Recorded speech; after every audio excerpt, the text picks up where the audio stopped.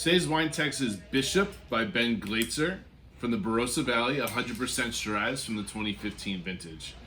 So Australia most known for their red wines, specifically for their Shiraz being full-bodied, dry red wines. This is 100% Shiraz from specific vineyards within the Barossa Valley from one of the oldest viticultural families. So the Glaetzer family for almost just over a century were growing grapes and selling them to other wineries and other people. But recently, within the last 20 years or so, have actually opened up their own winery, which is where this started. So Colin Glaetzer, one of the generational sons, opened the winery, and since then has been creating wines. And then now Ben Glaetzer has taken over as the winemaker and the proprietor for the wines.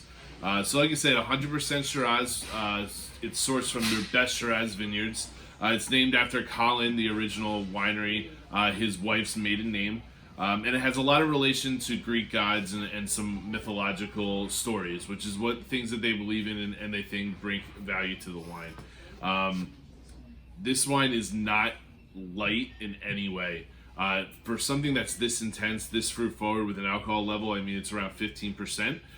It needs some air and it needs some time to open up. I throw this in a decanter for easily about a half hour before drinking, so a lot of that aggression kind of blows off and you get a little bit more of that balance and a little bit more of the elegance in the wine.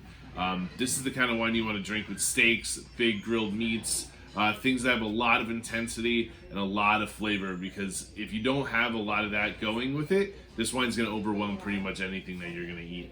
So yeah, really cool wine. This is one of the more higher end collectible styles. I know we're selling it as almost half price of what you can normally find it. This wine is easily can last the next couple years, but don't be afraid to open it now too. Australian wines to me, while some of the bigger names like Penfolds and things that are meant to last a very long time, most of the wines are actually pretty approachable young, which is fun and cool.